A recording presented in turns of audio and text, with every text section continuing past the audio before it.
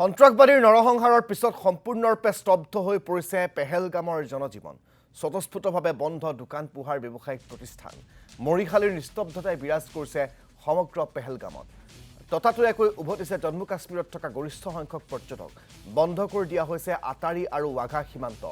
আটাৰী সীমান্তত কটকটীয়া কৰা হৈছে নিৰাপত্তা ব্যৱস্থা। ৱাঘাটো চোকা দৃষ্টি ৰাখিছে সেনা আৰু নিৰাপত্তা বাহিনীয়ে। ইফালে পেহেলগামত নিহত লোকৰ নশ্বৰ দেহ অনা হৈছে স্বগৃহলৈ।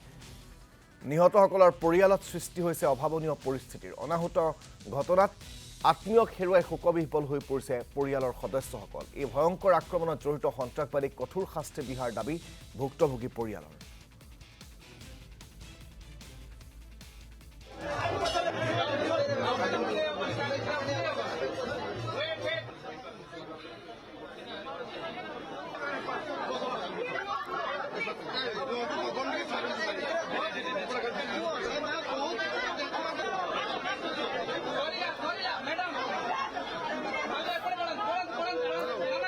আমি আপোনালোকক দেখুৱাইছোঁ আত্মীয়ক হেৰুৱাই কিদৰে শোকত ভাগি পৰিছে এইসকল পৰিয়ালৰ লোক। আপোনালোকে এটা উইণ্ডত সেই দৃশ্যাংশ দেখিবলৈ পাইছে।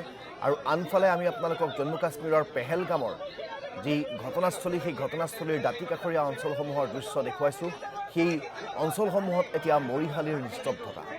মানুহ ৰাজপথলৈ ওলোৱা নাই। দোকান পোহাৰ সম্পূৰ্ণৰূপে বন্ধ কৰি দিয়া হৈছে। প্ৰাকৃতিক সৌন্দৰ্যৰ অপূৰ্ব সমাহাৰ থকা এই পেহেলগামত এতিয়া পৰ্যটকটো বাদ দিয়ক, সাধাৰণ ৰাইজো ৰাজপথলৈ ওলাবলৈ ভয় কৰিবলগীয়া বা চিন্তা কৰিবলগীয়া এটা অৱস্থাৰ সৃষ্টি হৈছে। সেই পেহেলগামৰ ঘটনাৰ পিছত জম্মু কাশ্মীৰ এৰিছে এতিয়া হাজাৰ হাজাৰ পৰ্যটকে। তেওঁলোক উভতি আহিছে স্বগৃহলৈ। আটাৰী আৰু ৱাঘা বৰ্ডাৰ ইতিমধ্যে বন্ধ কৰি দিয়া হৈছে। আটাৰী ৱাঘা বৰ্ডাৰত কটকটীয়া কৰা হৈছে নিৰাপত্তা ব্যৱস্থা। আমি পৰিৱেশবোৰ আপোনালোকক দেখুৱাইছোঁ। এফালে আত্মীয় স্বজনক হেৰুৱাই শোকত ম্ৰিয়মান হৈ পৰিছে, শোকত ভাগি চকুলোৰে বাট নেদেখা হৈছে তেওঁলোকৰ পৰিয়ালৰ লোকসকলে। আৰু আনফালে যি ঘটনাস্থলীত এই আত্মীয় স্বজনক হেৰুৱালে এই পৰিয়ালসমূহে, সেই ঘটনাস্থলীত এতিয়া মৰিশালীৰ নিস্তব্ধতা। সন্ত্ৰাসবাদীৰ এই ভয়ংকৰ আক্ৰমণৰ পিছত, সন্ত্ৰাসবাদীৰ এই জঘন্য আক্ৰমণৰ পিছত এতিয়া পেহেলগামত এক প্ৰকাৰ শূন্যতাই বিৰাজ কৰিছে।